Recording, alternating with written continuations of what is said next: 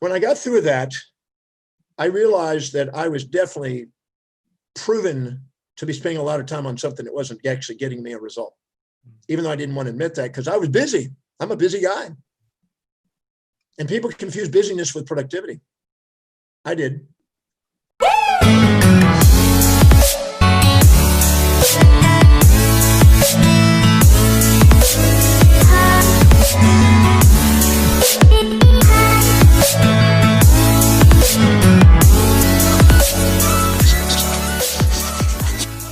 A very special guest who I believe is online with us at the moment. So without further ado, if my tech Jack, if you can just see if Dr. John is on. Guys, listen, he doesn't need any introduction. He is been a role model of mine for many, many years. I've followed his work for many, many years. And I think when it comes to enlightenment and being abundant and fully understanding the psychology of our thought processes and success, and success is different definitions of success and happiness and all those things. I just love listening to him, and I'm very honored that he's taken the time to be with us today. So Dr. John, how are you? I'm doing great. How are you doing? I'm doing very well, thank you.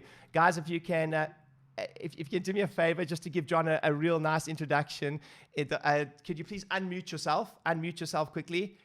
We got this very quirky thing we do, Dr. John. And give Dr. John a huge round of applause. Woohoo. Hey. Okay, awesome. Now you mute yourself again. Anyway, John, thank you so much for spending time with us. Tell us, how are you and how things there in Texas? Doing great. I just finished a consult out of London, and now looking forward to this event, and have busy events throughout the day. So yeah, this is inspiring to see everybody. I see some people. I don't know how many pages are up here, but it looks like there's quite a crowd on here. Yeah, we've got people come from all around the world. We've got Spain and US and Ireland and South Africa, etc. And yeah, it's just a pleasure to have you on today. And it's interesting that you mentioned it's anyone that I've spoken to right now who does what you do, and especially virtually, has had kind of the privilege of being able to meet with many people, help many people, expand their reach, etc. And I'm so interested, to hear from someone in your position, when you're dealing with so many people from around the world right now, what has been the kind of general advice you've been giving, or your perspective on how to maintain abundant mentality right now in an environment that's pretty hostile, and I'd love to hear your feedback on that and what you've seen out there at the moment. Well, I really can't say that it has been all that challenging in my situation. I've been quite blessed this last few months, because I already had some online presence, and I just moved even more into the online world. And we've probably gone up 35% in the last 3 months in business. So I can't say that I've personally seen a major challenge. Yeah. I've certainly had some people who were not quite as resilient and adaptable to the change, and who did not meet the current market needs, have an adjustment to have to make. But I can state with certainty that every human being has a need, no matter what the setting. And if we care enough about the potential customer to find out what that new need is, and do our best to try to fill that new need, if there's been a change in needs, then the market continues. Mm-hmm. If we project onto that customer the previous need or our assumed need, we end up getting feedback from the customer letting us know we're not actually meeting a true need. And so there were some adjustments and making assumptions about what people wanted. But when we started to get what people were wanting, the demand goes up. It doesn't go down, it goes up. So I'm a firm believer that we have to care enough about humanity to be resilient enough and adaptable enough to keep current with the ongoing transforming needs of the people that we serve. And I don't know what that's always going to be in advance. Some I can foresight, some are hindsight, but you have to be willing to rapidly adapt to that need to keep building momentum.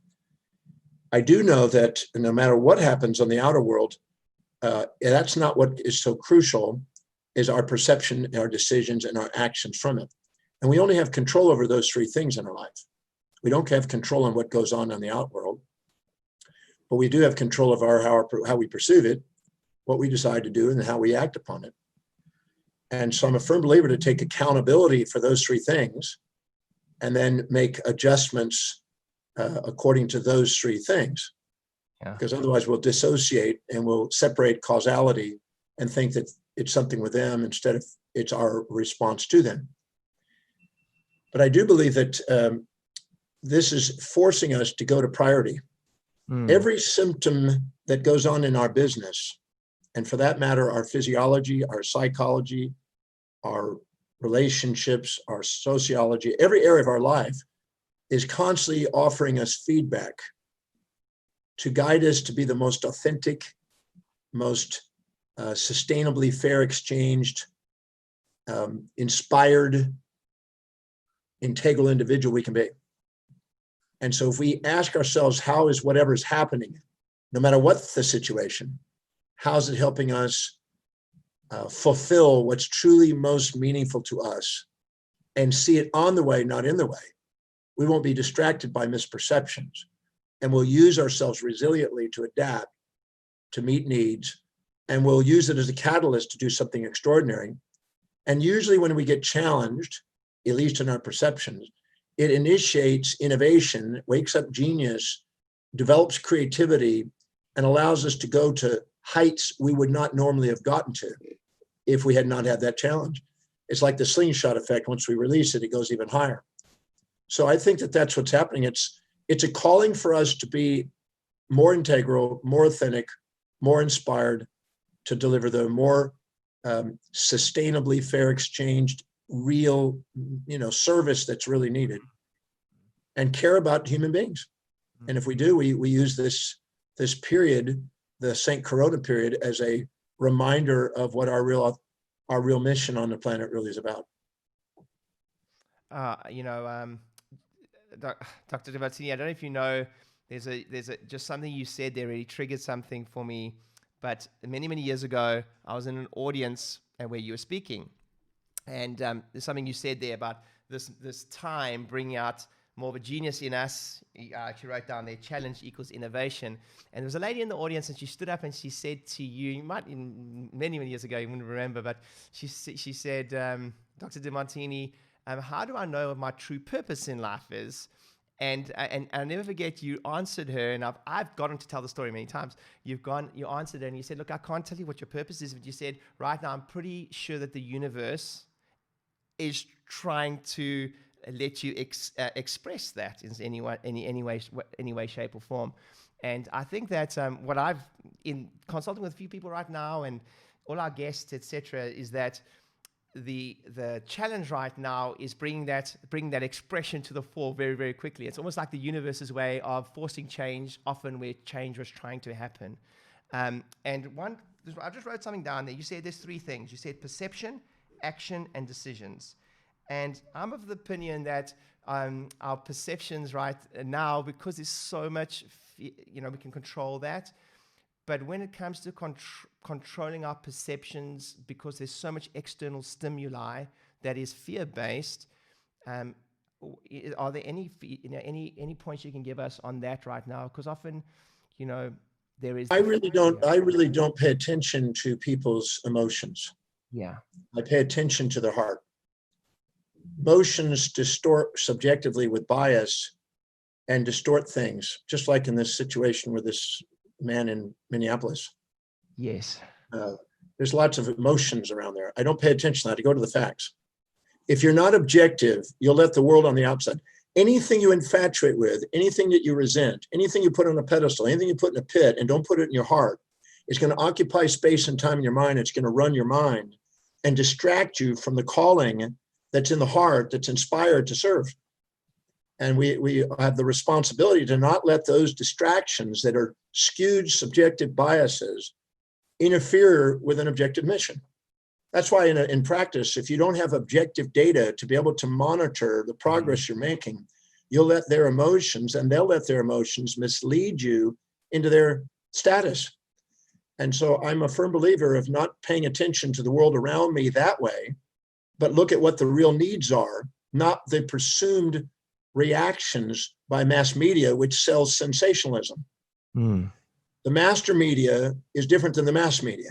And I don't let the mass media distract my mission, because I'm not interested in being a mass individual. I'm interested in being a master. So I don't pay attention to that. And I don't, if somebody shows me the upside, see, when you're infatuated, you're conscious of the upside, you're unconscious of the downside. When you're resentful, you're conscious of the downside, you're unconscious of the upside. You're not fully conscious.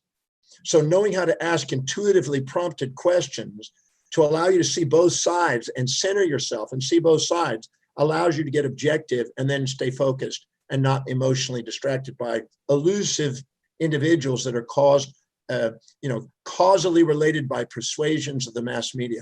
I don't pay attention to that because that's not the fact.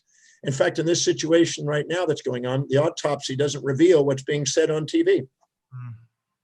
So these are the facts don't match what people are reacting to, and people's reaction are subjective. Can I share a few things that might be helpful? Yeah, please. I'd like to take off. Go for it. When an animal is in the wild, it has a prey and a predator in its food chain, and there's a camouflaging effect between species. And so what happens, the prey is trying to camouflage away from the predator, as the predator is also trying to camouflage from the prey.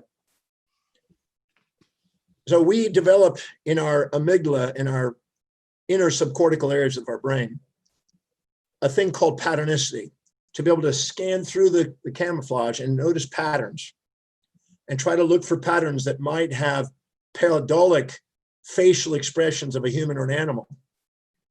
And then pareidolia comes in there to help us animate those in case it's a real animal out there that might be something to eat or something that could eat us. We also have what is called apophenia, which we add meaning to those from our previously subconsciously stored information. On top of that, we also induce agenticity to make sure it looks animated. And we actually create what is called a false positive. A false positive is to assume something's there when it's not. Because in survival out in the wild, if we assume that there's a prey there, we might catch it. If we assume there's a predator, we might not get eating. But to assume that it's not there when it actually is, we could die and starve. So anytime we're in our amygdala and we're not in our executive function, because we're not living by priority, and we're allowing the world on the outside to distract us instead of the voice and vision on the inside and the mission to guide us, we go into our amygdala, we go into our desire center, we desire prey, we try to avoid predator, and we're into, as the Buddha says, the desire for that which is unavailable and the desire to avoid that which is unavoidable is the source of human suffering. And we get caught in this amygdala delusion, and we created false positives as a survival mechanism to get the adrenal glands kicked in to run fast enough to catch the prey and avoid the predator. But we have to skew it with false positives to create a survival mechanism. So people in survival are going to distort reality. And when I see people with skewed, polarized perspectives, I don't pay attention to them because I found out that they mislead, they distort, they emotionally react.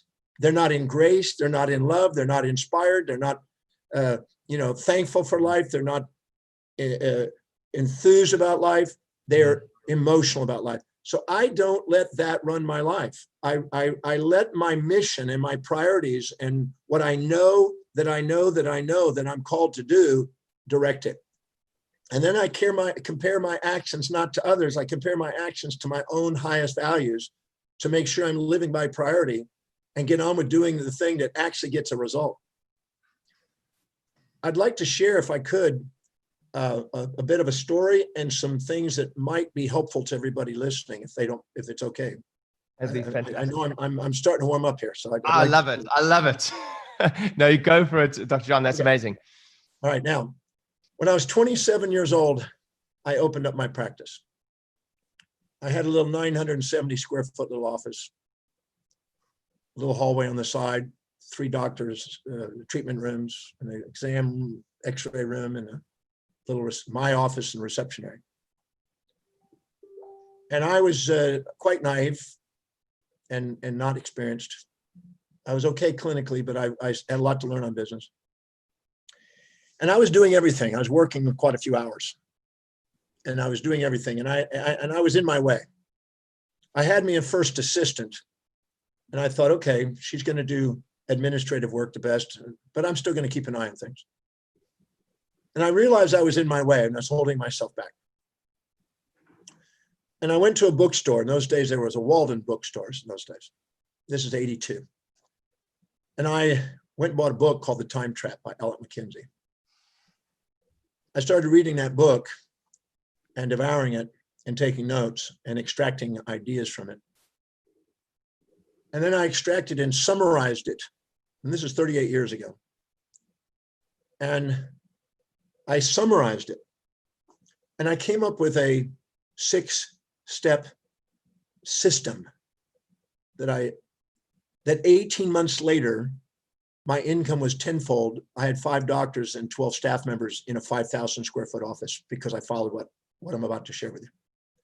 So just in case that could help you, I'd like to share that because it really made a difference. It's helped thousands of businesses that I've shared it with. So if you have a piece of paper or can somehow construct something wherever you are, I'd like you to take a piece of paper and put 5 vertical lines in it to make 6 equally wide columns. So if you could do that in whatever way capacity, because this little thing might just be a little gold mine for you. In the first column, I wrote down every single thing that I did in a day. I didn't put generalities, vague generalities like marketing or sales or this and that. I put the actual motor actions that I did in a day down on a list. And I was doing a lot of stuff. And I was doing everything. And this included my personal and professional. So I wrote down every single thing that I did. And I was detailed. I left nothing out. Distractions, telephone calls, conversations, everything. When I made a list of that, as I was doing it, my intuition was prompting me, wow, I'm doing a lot of stuff that doesn't really, it's not priority. And I'm majoring in minors and minoring in majors. That's the first thing that popped in my head. And I was realizing that I would bog down doing a bunch of stuff that wasn't the thing that I, 1, went to professional school to do, so it wasn't inspiring to me. And 2, it was weighing me down. So that was the first step. And that list was pretty exhaustive. And I realized I was even do some of that stuff at home. In the second column, I wrote down as best of my ability to how much does that actually produce per hour? How much money does that actually produce per hour doing that action?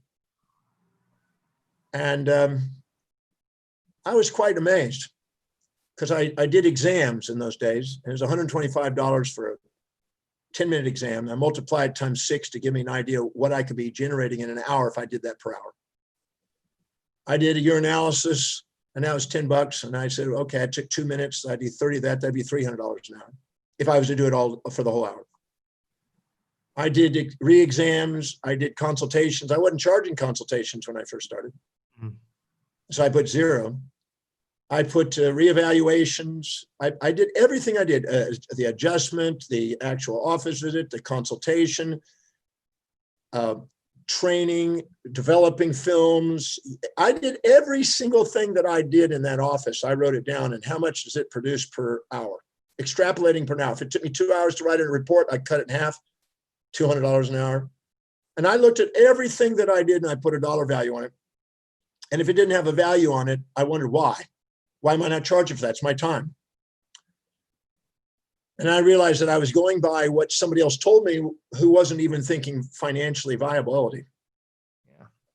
And I realized I was confronting my own self-evaluation and all kind of distorted views and mentors that I didn't even give names to, mentors that I was giving power to that I wasn't even thinking.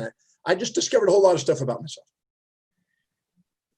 When I got through that, I realized that I was definitely proven to be spending a lot of time on something that wasn't actually getting me a result, even though I didn't want to admit that because I was busy. I'm a busy guy. And people confuse busyness with productivity. I did. So when I got through with that, I then reprioritized. And by the way, I found something really amazing. When I went out to do talks, breakfast, lunch, or dinner talks, I was averaging per 50 people, an average of 5 new patients. 60 people, 6 is about 1 out of 10 at the time. And my case visit average was just under $3,000, about $3,000 over the PVA times the office's average, everything else. And so what I did is I realized that me going out and doing a 30-minute to 45-minute presentation at a club or a meeting or some function was generating $15,000 an hour. And me actually being in my actual cubicle adjusting was $1,500 an hour. And that was a real shock to me because I was going, whoa, I went to school for 10 years to go and do that. But this over here is actually producing more results than what I was supposedly supposed to be doing. Yeah. And I had an internal conflict about that. I was going, wait a minute now, because I wanted to reach more people, but I realized that sitting in my office, I was actually undermining my practice to some degree. And it was not something I wanted to face at that time.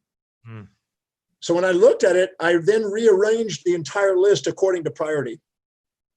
And I made a list of every single thing based on what produces the most per hour, second most per hour, and I prioritized the list. I made a commitment that I wasn't going to do free consultations and free reported findings. I started charging for it. And I made them sure that I got it more efficient in time-wise, so I wasn't devaluing my time, because otherwise I was unconsciously trying to avoid doing it because it was devaluing me, but I needed it because I needed it in my practice to grow. So I didn't have anybody to delegate it to. So I got that list done. Then I went to the next column, the third column. And this is actually how much meaning did it have on a 1 to 10 scale.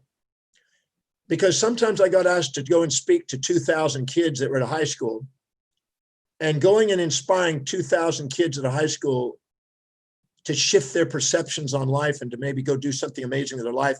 And the feedback I got from that and the impact I was having on that was deeply meaningful, but they didn't pay a lot, if they paid at all. And they weren't always generating new patients from it, but it was deeply meaningful. So I reprioritized that entire list based on what I believed was meaning on a 1 to 10 scale. And then reprioritize all that based on what was most meaning down to least meaning, because I wanted to do that what was most meaningful and most productive to use my time. And these were sometimes the same and sometimes were different. Most of them were the same though. The fourth column was how much would it cost me to hire somebody who was a professional that was competent to my level or higher, an A person, to do a greater job than I could do doing the jobs. And what would it cost me? Not just their salary, but their space utilization in the office, their training, their equipment, their parking, their insurance, their liability, everything. And I was nitpicky to the penny on what it would cost me to hire somebody to delegate to get those things off my plate, to do the same exact job. And then I prioritized that according to the spread at which produced the most versus I paid the least to get the most spread to know what to delegate. Then I went to the next column and I put how much time truly on average over a 3-month period, looking day by day by day, because some of the things I did every week, once, sometimes 3 times a week, there's different things I did at different times. How much time am I actually spending on those friggin' projects, those actions? And then I realized at that moment, wow, I was spending a hell of a lot of time undermining my mission. When I got through with that, I wrote down on the final column my final prioritization based on all the variables. The final prioritization based on all the variables. When I got through with that, I got a tear in my eye, a very inspiring tear. You know what I mean by that? It's a tear of inspiration, because all of a sudden my executive center came online, which is where you get inspired vision, strategic planning, executing plans, and self-governance. And I got lucid about what was really most important. And then I layered all the list of things I did into 10 layers. And I took the bottom layer, because I learned that delegation was to be done in layers from the least to the highest priority things. And you duplicate yourself the last and duplicate below first. And I layered it, and I hired somebody to do exactly that job description. It was the lowest layers, and freed that. It took me 3 people to get the right person to do it. So I had to learn about hiring. And I learned that never to hire anybody that doesn't perceive that the job duties that they're about to do is, if they can't perceive how it's helping them fulfill what's highest on their value and their mission, don't hire them. I don't want somebody that I have to micromanage and distract myself from my own mission to go and help them do what I improperly delegated to. As Drucker says, it's you're accountable for that, not them.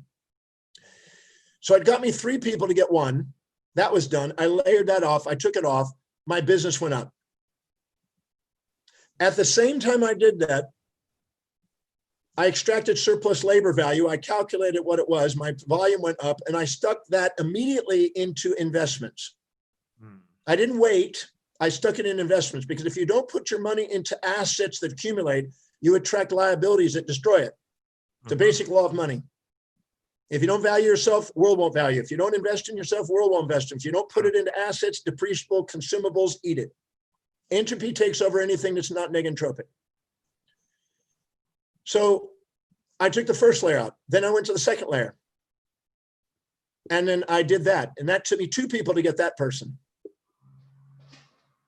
The third layer, 1 person. The fourth layer, 2 people. But over the next 18 months, I took 9 of those layers off my plate. And then I found something amazing. Every time I did that, I was able to increase my savings, increase my investments, increase my taxes, increase job opportunities, increase the economy, give jobs, inspire people more, draw in more patients. The world rewards you for being authentic. And I was releasing my inauthenticity so I could be authentic, so I could liberate myself from the bondage that self-worth was destroying myself with, and liberating myself to do what I'm here called to do. So if you're not living by your highest priority, you're automatically attracting distracting low priority stuff to devalue you, to create symptoms to let you know you're not being true to yourself. So I kept getting rid of the layers.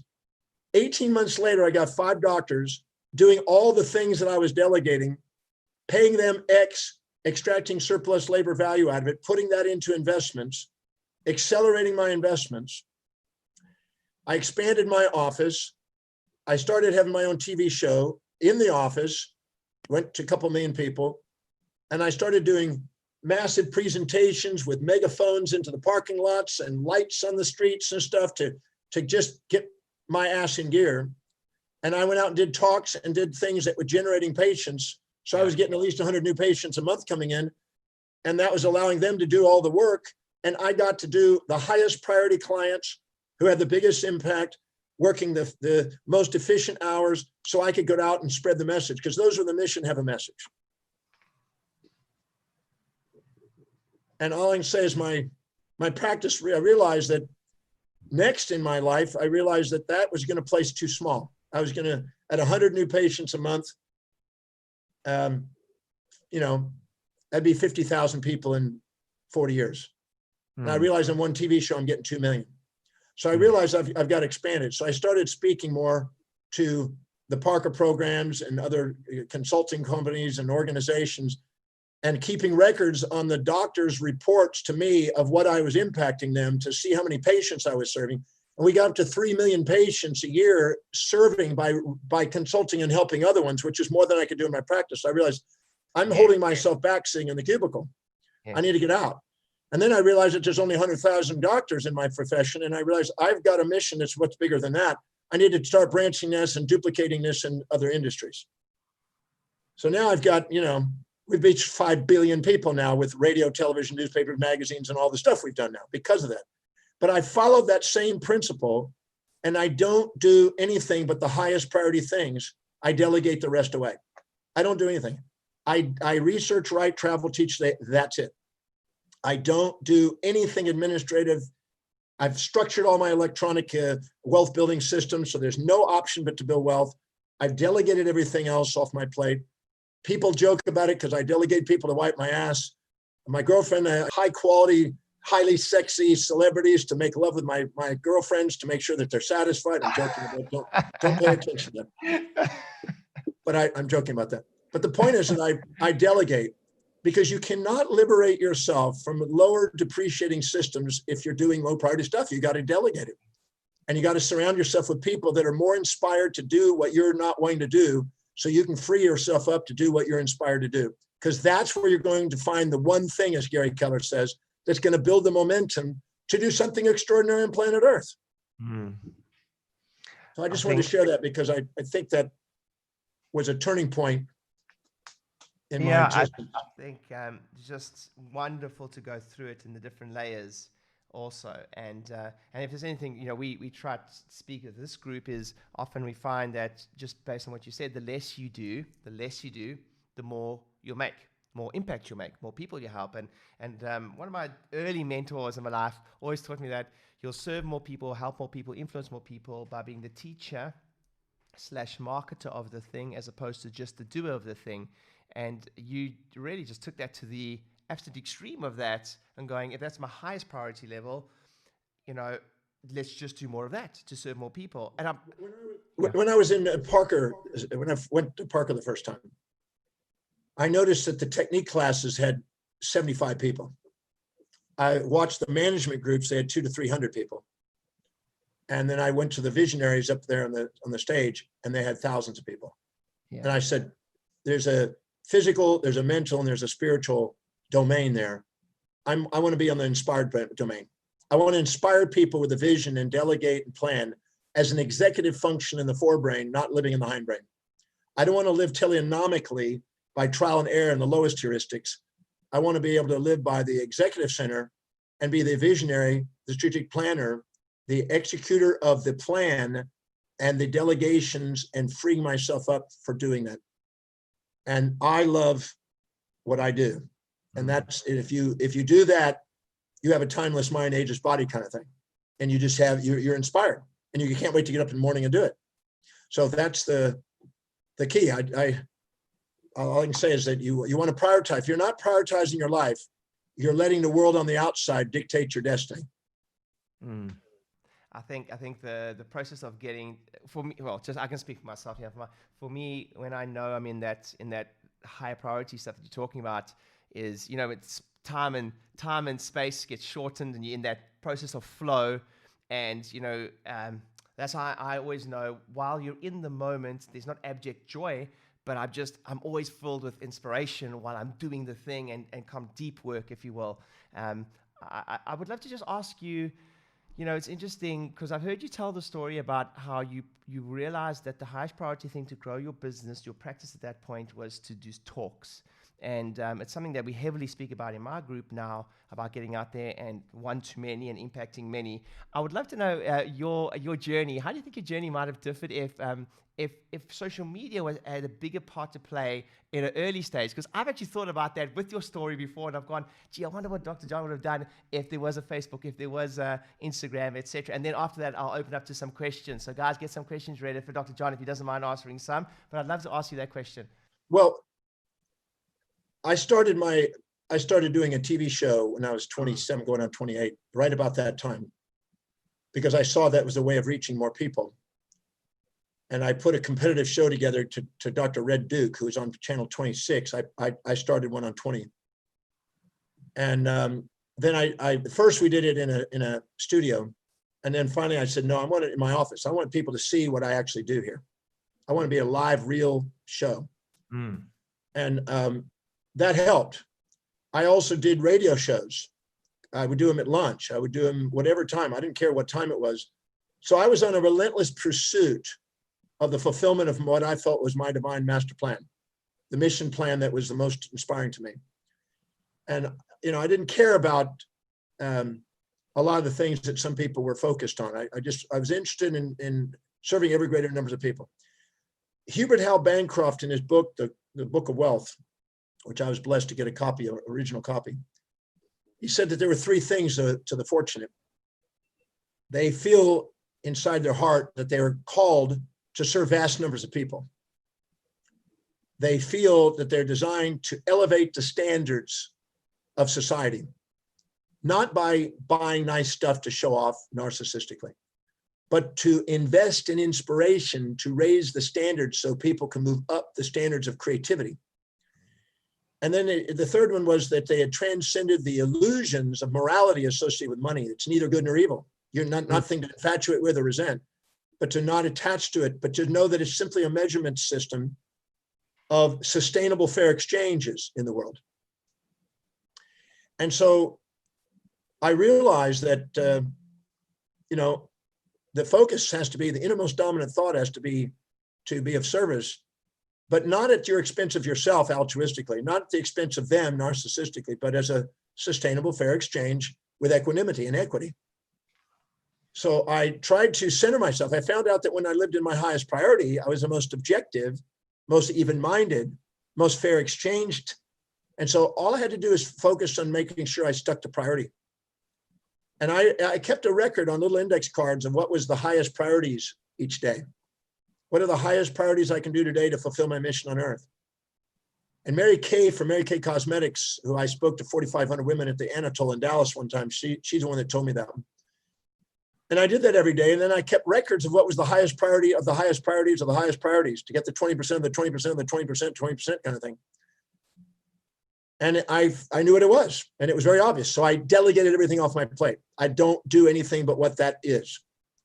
And that liberated me and vitalized me and inspired me to go and do what I love doing. Because when you can't wait to go and serve people, people can't wait to get your service.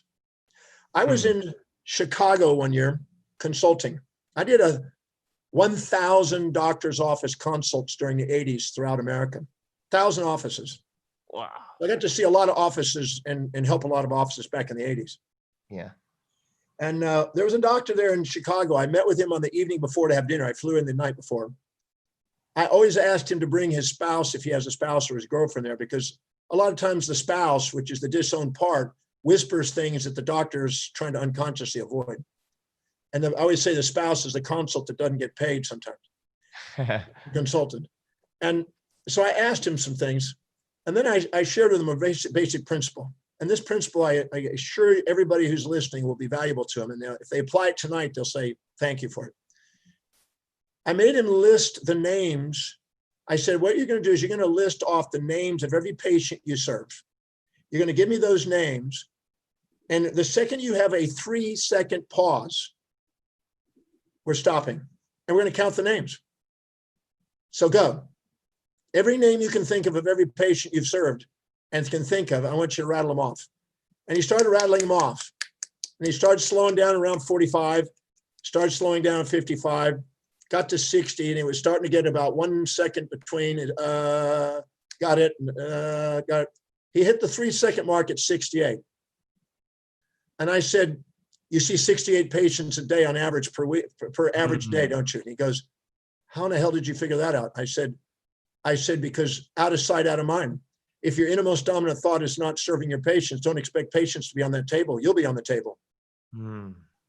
So I had him go and memorize 1,000 patients' names.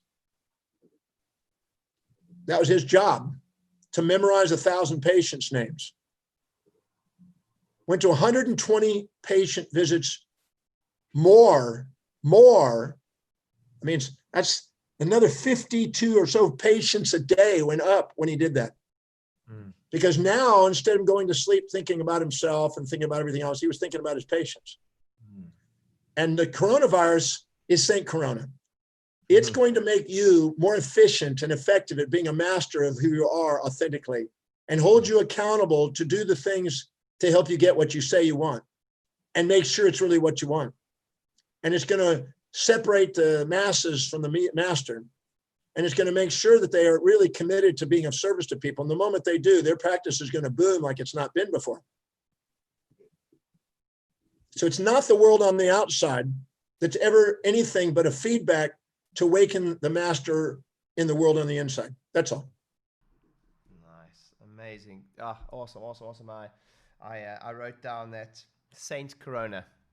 saying Corona, and to be able to look back, and you started with this. You said, what's happening right now? If you had to ask that question, why is this happening, or what is the reason, was the purpose of this happening for me to fulfill my highest potential or purpose? I think we could all gain a lot from that. Dr. John, we've got quite a few questions, and I wonder if I can just dive in there because I want to be conscious and respectful of your time. So actually, I would ask, if that's okay. By the way, give me a wave. Are you guys learning something from Dr. John Demartini? Give me a wave. Amazing, amazing. Thank you so much. So first of all, actually, Brian, if you're on, I know you've typed it in the chat, but Brian, if it's okay, I'd love you just to ask Dr. John directly, if you wouldn't mind unmuting yourself, just asking the question you typed in there.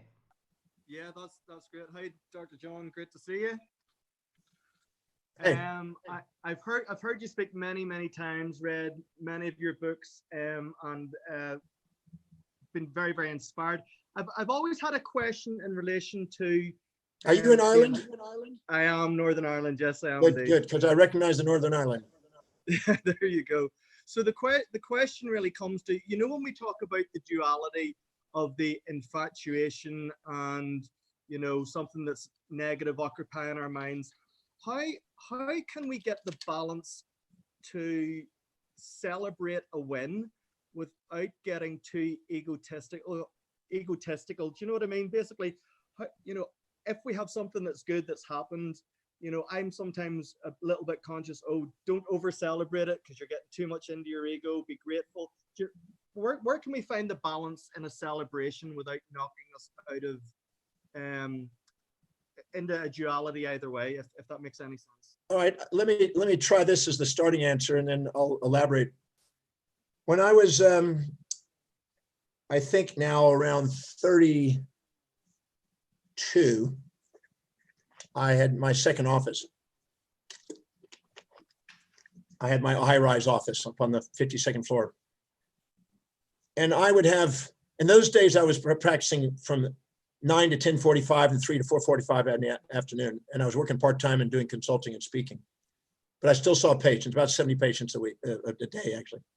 And in the process of doing that, some days I'd have a big day, nice collections, and see a lot of patients and get a lot of thank yous, and I'd be puffed up a bit.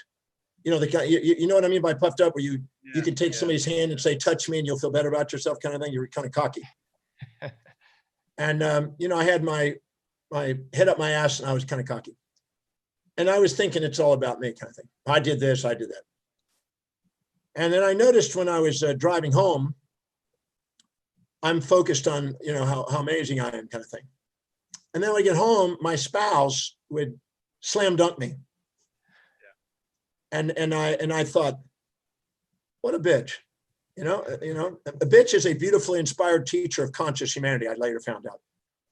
But what happened is I didn't, at the time, because I was into monopolar thinking, trying to be only one-sided instead of balanced.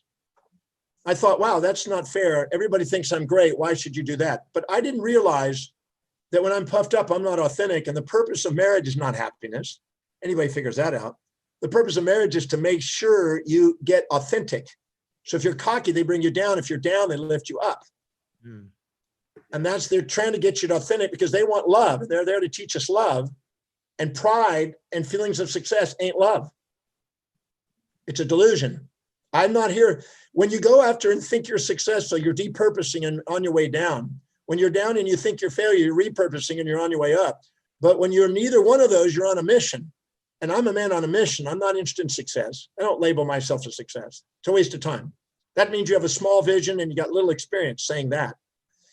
So what I did is, instead of getting egotistical, false pride, I learned that if I came home all cocky, she nailed me, and then I wouldn't sleep well, and then I'd have a really funky day, and then I'd be down, and then I'd come home with that, and then she'd lift me up. And I'm thinking, what the hell is this psychosis? So I realized that anytime you don't govern yourself, the world around you has to. Your physiology will create symptoms. Your loved ones will give you feedback. The sociology will give you feedback by praise and reprimands. And you'll get tragedy and comedies in your life to try to get you back in balance. I just worked with one of the leading comics today, helping him through an issue in London for that very lesson. And I then stopped and I did something that I still have with me in this book right here. That's been with me for 38 years, 37, 36 years, whatever. And it was a series of questions that I asked myself. And if you've never done this, it's mind-blowing. It's very powerful. And I've shared it with people all over the world, even governments and leaders and presidents. I asked myself, if I'm feeling up, I made a list of all the symptoms of when I'm feeling up and puffed up and inflated and proud and self-righteous and above equilibrium. And I made a list of the symptoms, and every night I have to check that, look at that symptoms. And if I'm above equilibrium, there were 25 questions I had to ask myself. What patient's name did I forget to use? What staff member did I not thank? What paperwork did I not fill in? What procedure did I overlook? And I asked self-corrective, homeostatic, kind of a negative feedback, an innate intelligent feedback system to get me back into center. And I would calm myself down because I inevitably, when I was up, was overlooking things. See, when you're infatuated, you're blind to the downsides. When you're resentful, you're blind to the upsides. When you're centered, you see both sides. And so I realized to ask those questions to help me override my unconscious ignorance and blind side. Because I was blind those days because I was feeling good. Just like these people in the media that are all emotional, they're blind to the other side. If they saw both sides, they wouldn't have a reaction. But what happens is I would center myself and I would not leave my office until I had a tear of gratitude and a feeling of gratitude in my heart for the opportunity to serve people that day and to have a wife at home. And I did not go home until I had that tear of gratitude. And I would stand there facing the sunset with my office up on the 700 feet up and wait until I would go there with a tear of gratitude. When I would go home with a tear of gratitude, my wife was completely different. It was like a quantum entangled particle and nanoparticle that was marriage partners. And the moment I came to the center, she came to the center, and it was amazing. And I realized that I was dissociated and looking for causes outside and solutions outside instead of looking inside. And people that are dissociated never empower themselves. People that are reintegrate empower themselves. I also noticed that if I had a down day, I asked, who did I serve? What did I fulfill? And I went the opposite questions completely in reverse. And I would then take myself back up until I had a tear of gratitude again. Because if I didn't walk home or go home that night with my patients in my mind and my spouse in my mind, and then on the way home, I actually put together a little fun thing. Because in those days I drove. I haven't driven in 32 years now, 33 years now. I don't drive cars. I delegated that, specialist. So what happens is I actually had a series of questions and you might say little affirmations that would remind me of all the things of my family on the way home, and then all the things that would remind me of my practice and patience on the way to work. And I had a whole systems to get my mindset ready for work and a mindset ready for home. So I wasn't thinking of work when I'm home and not being present. I wasn't thinking of my home. Because of that, I'd be distracted at home, and then I would be thinking of that when I'm at practice. So I transitioned back and forth. I leveled the playing field. I got humble every time I go home. I had a loving wife, and I had myself focused and present that way. And that made a difference. And the trajectory of my statistics in my office became, instead of this, it became this, and it became steadily growing because I was governing myself. I've said before, until the voice and the vision on the inside is louder than all opinions on the outside, you haven't mastered your life. And so you don't get that inner voice and inner vision of inspiration as long as you're emotionally looking down on people with pride or looking up at people with shame. As long as you're not centered with equanimity within yourself and equity between yourself and others, you're not in healing consciousness. And your practice will give you the symptom feedback to let you know it, and your patience will. In fact, your entire world around you, physiologically, psychologically, sociologically, and theologically, is going to constantly get you authentically by giving you feedback. Brilliant. Thank you. Thanks, Brian. Awesome question. I want just looking through the list here. It's quite a similar questions, actually. I don't know if there's two questions, Dr. John, and specifically one from Filippo says, how do I get out of my own way? You never have to get out of your own way. You have to get your false personas out of your true being's way.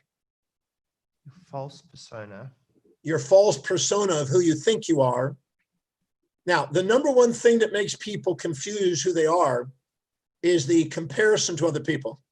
If a gold medalist is about to jump in the water to do swimming, if he's focused on his mission, he's not going to be looking to his left and right as his opponents. Because the second he looks to one side or the other and does any comparison, he'll never win. He's got to focus on what his mission is.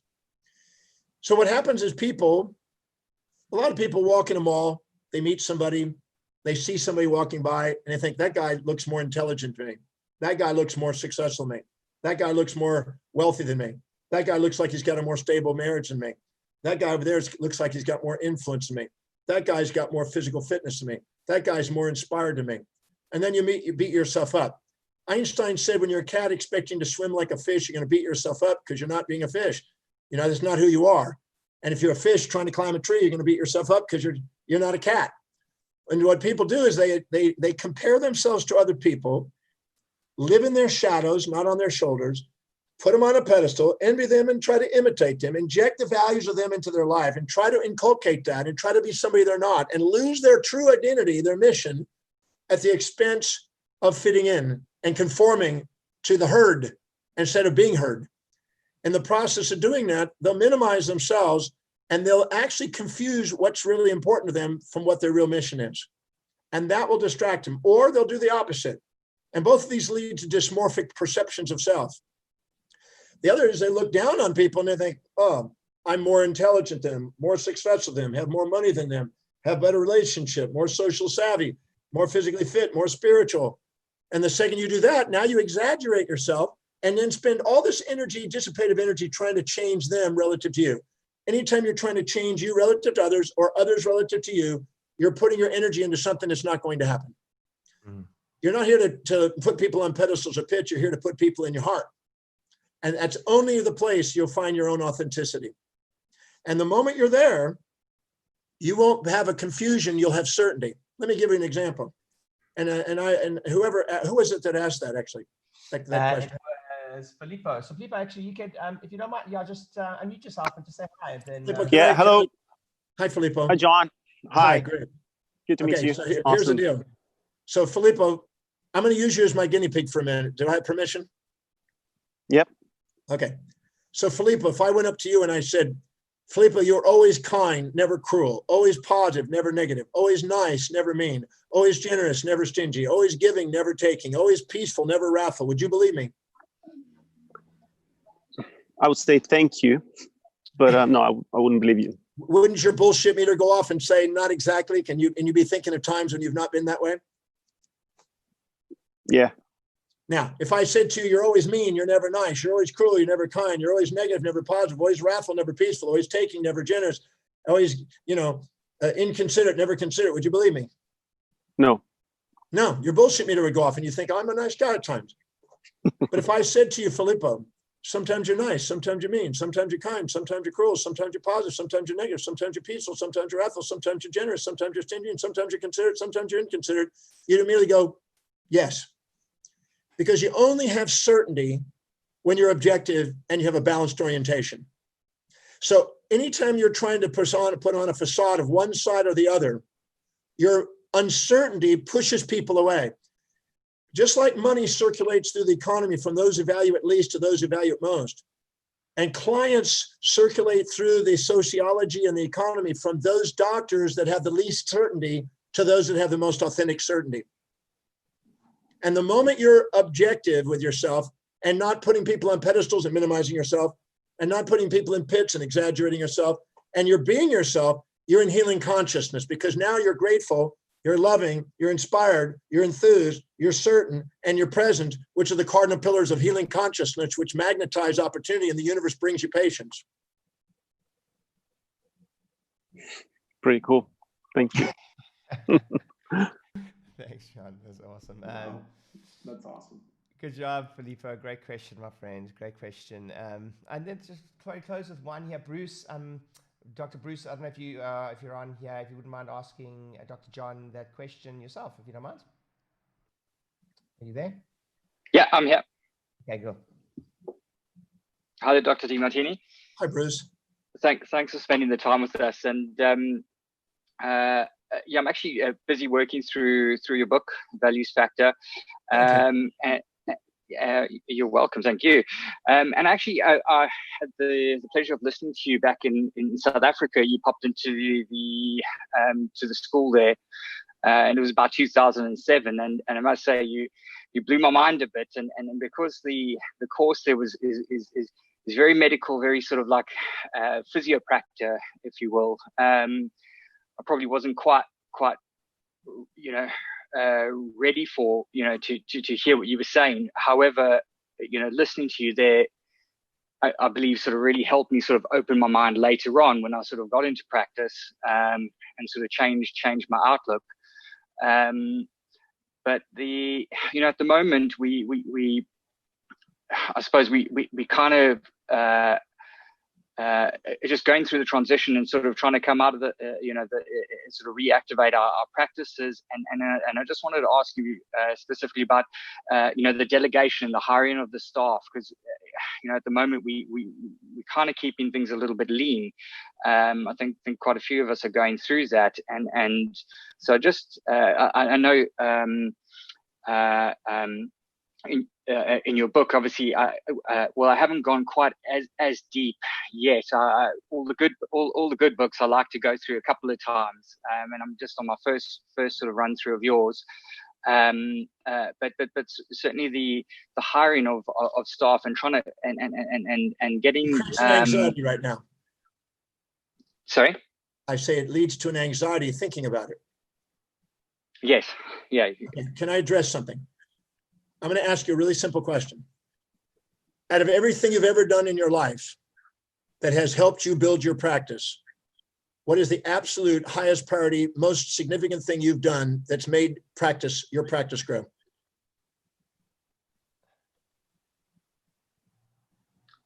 I believe it's just really caring for people and communicating with them, Great. Okay, so I got a on question. An emotional level. Is that in your practice or outside and inside your practice? Both, I believe. Are you doing that 20 hours a day right now?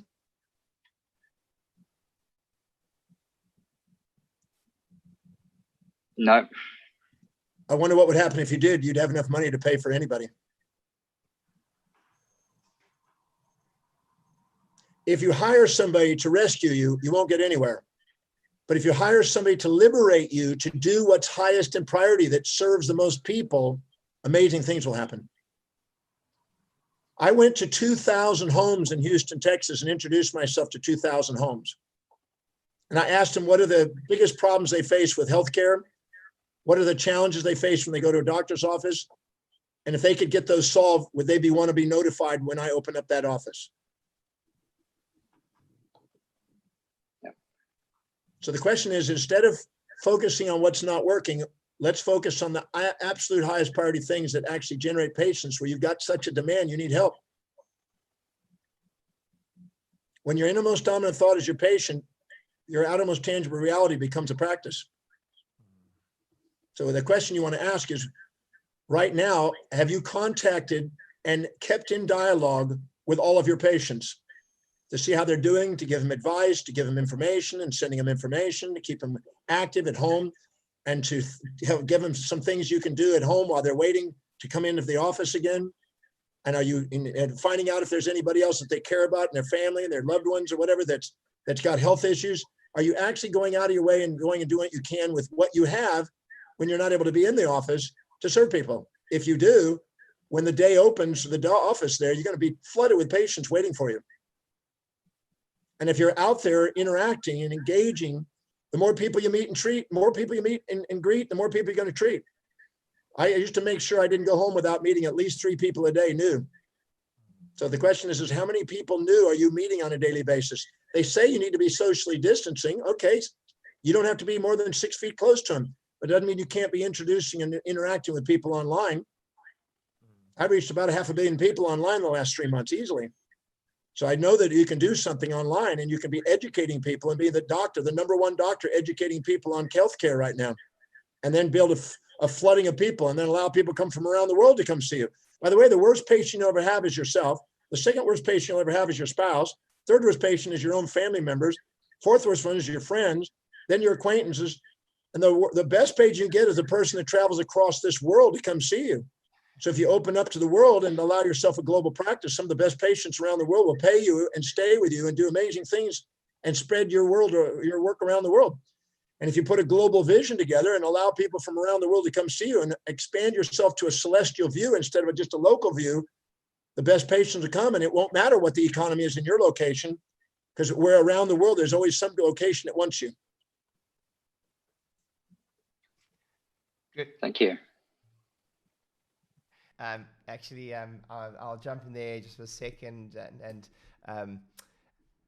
I believe it could have been the same talk I was referring to earlier, Dr. John. You mentioned something that you've just mentioned to Bruce now. If you want to be global, make sure you've got solar system around. And I'll never forget, you can ask my wife, guys, you can ask my wife this. I heard Dr. John say from stage that if you want to be in your country, for instance, you want to be a nationwide, you better have something that's global, bigger than nation. And if you want to be global, you better be surrounded by something that's bigger than that, the solar system. And my wife and I went and bought a globe.